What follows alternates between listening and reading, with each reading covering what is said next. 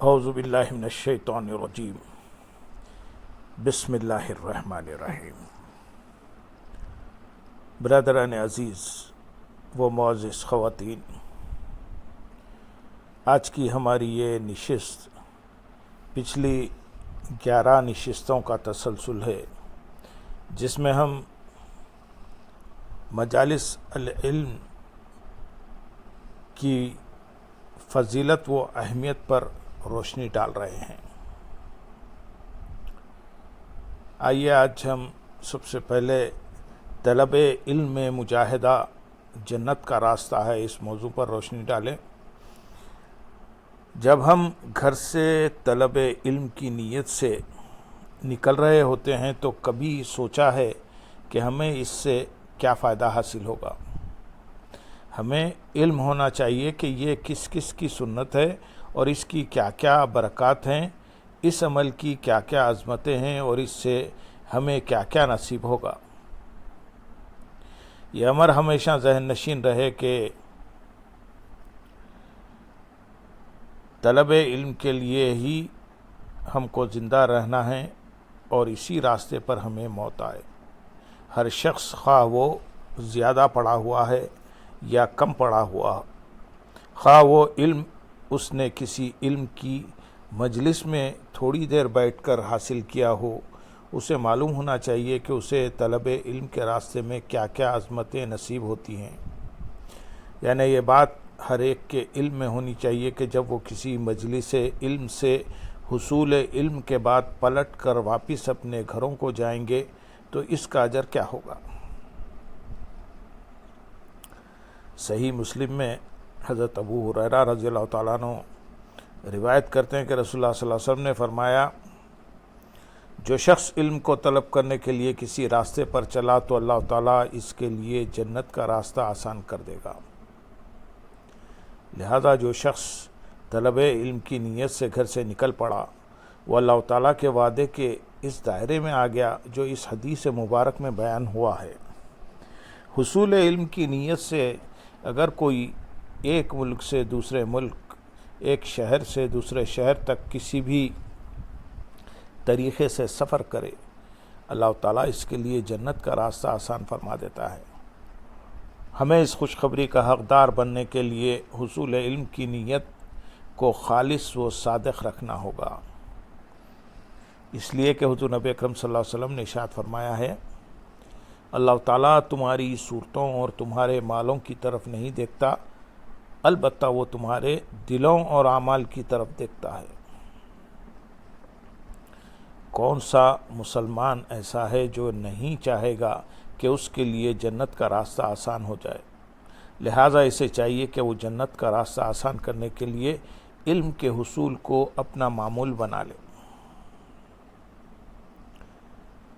طالب علم کو حصول علم کے باعث رب کائنات کی بارگاہ سے مزید کیا نعمت میسر آتی ہے، اس سلسلے میں حضرت انس بن مالک رضی اللہ تعالیٰ عنہ حضور نبی اکرم صلی اللہ علیہ وسلم سے روایت کرتے ہیں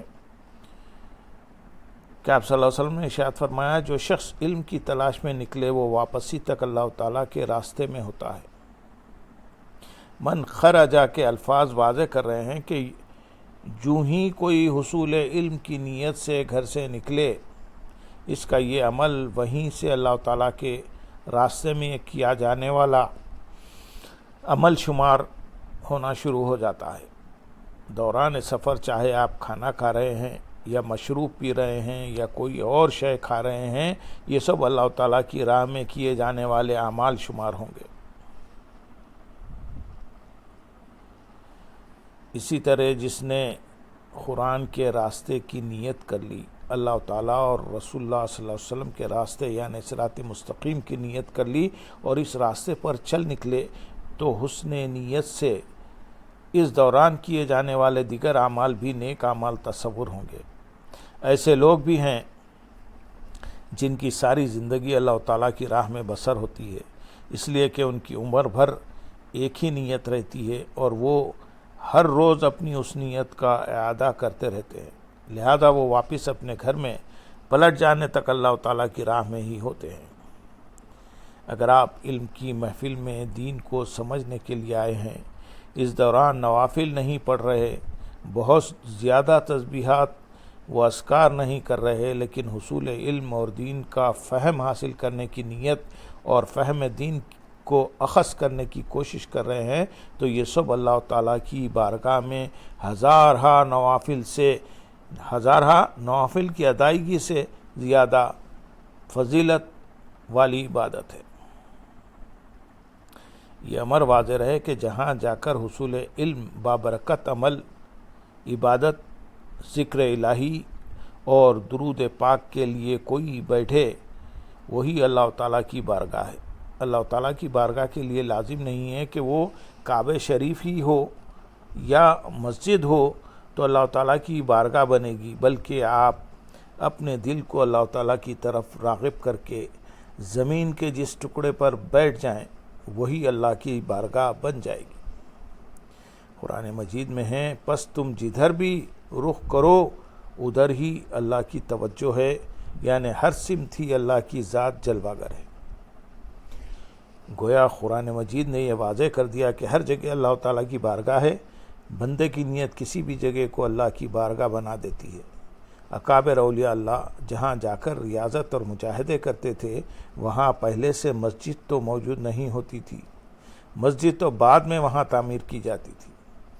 حضرت بابا فرید الدین گنج شکر رحمۃ اللہ علیہ نے دریا کے پتن یعنی کنارے پر ڈیرا لگایا، جسے پاک پتن کہتے ہیں، تو وہاں پہلے کوئی مسجد موجود نہیں تھی۔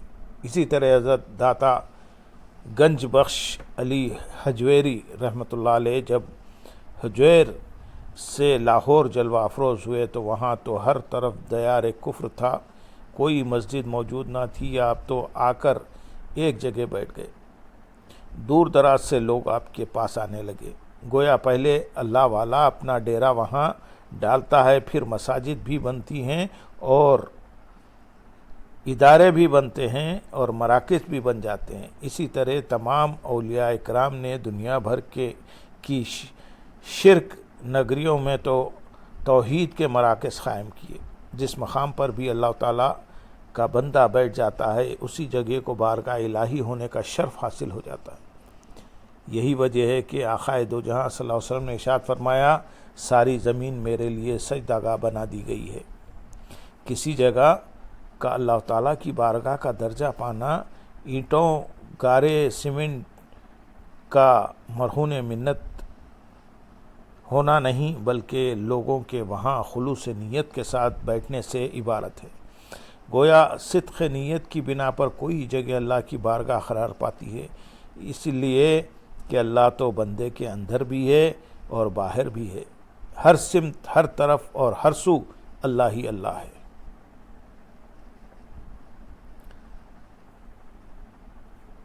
آپ فرما دیں، مشرق و مغرب سب اللہ ہی کے لیے ہے، لہذا جدھر چاہیں رخ کر لو ادھر ہی اللہ کی بارگاہ ہے، اس لیے کہ اسی کا یہ ارشاد ہے، وَنَحْنُ أَقْرَبُ إِلَيْهِ مِنْ حَبْلِ الْوَرِيدِ، ہم تمہاری شہ رگ سے بھی قریب ہیں۔ نہ صرف یہ کہ وہ ہماری شہ رگ سے بھی قریب ہے، بلکہ اس کی نشانیاں ہمارے اندر موجود ہیں۔ ارشاد باری تعالیٰ ہے، اور خود تمہارے نفوس میں بھی ہیں، سو کیا تم دیکھتے نہیں ہو۔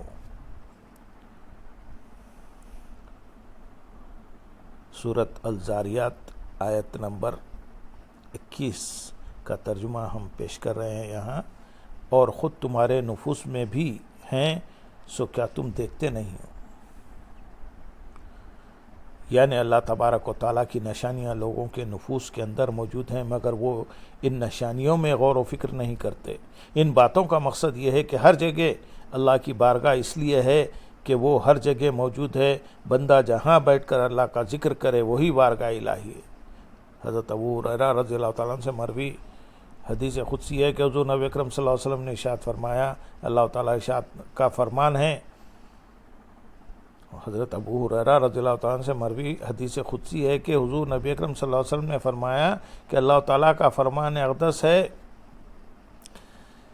میرا بندہ میرے متعلق جیسا خیال رکھتا ہے میں اس کے ساتھ ویسا ہی معاملہ کرتا ہوں، جب وہ میرا ذکر کرتا ہے میں اس کے ساتھ ہوتا ہوں، اگر وہ اپنے دل میں میرا ذکر یعنی ذکر خفی کرے تو میں بھی اپنی شان کے لائق اپنے دل میں اس کا ذکر کرتا ہوں، اور اگر وہ جماعت میں میرا ذکر یعنی ذکر جلی کرے تو میں اس کی جماعت سے بہتر جماعت یعنی فرشتوں میں اس کا ذکر کرتا ہوں۔ اگر وہ ایک بالشت میرے نزدیک آئے تو میں ایک بازو کے برابر اس کے نزدیک ہو جاتا ہوں، اگر وہ ایک بازو کے برابر میرے نزدیک آئے تو میں 2 بازوؤں کے برابر اس کے نزدیک ہو جاتا ہوں، اور اگر وہ میری طرف چل کر آئے تو میں اس کی طرف دوڑ کر آتا ہوں۔ اللہم صلی علی سیدنا محمد وعلی آل سیدنا محمد مبارک وسلم۔